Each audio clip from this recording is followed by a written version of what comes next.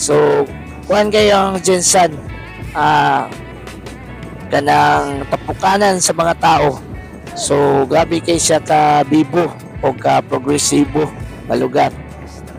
Mas dako pa siya sa Butuan City yata ang kining General Santos City. In terms of land, in terms of economic, mas progresibo ang General Santos City. Medyo higher lang po gamay ang kuan, Cagayan de Oro. Ang avenue makita nato ang SM. So dako po ang ilang SM diri ang mall. So gwapo jud ni General Santos City. Medyo traffic lang yun basta nata sa syudad. Muna ni man po dito sa may Butuan, sa may Cagayan de Oro, sa may Davao, dakabi ka traffic. Mas worse pa gaya dito sa Davao ang traffic. Binta-bintara dire.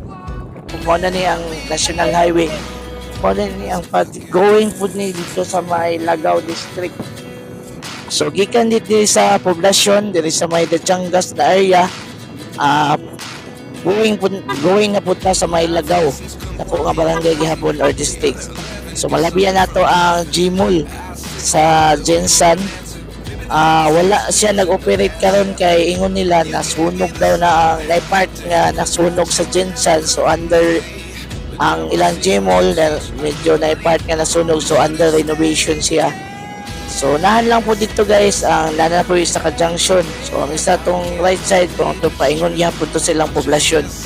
Nahan lang guys, palabay na punta dire sa ilahang Robinson's Place Jensan. So lapad kay ang ilahang Robinson's Place dire, siguro mga 2 story lang ni.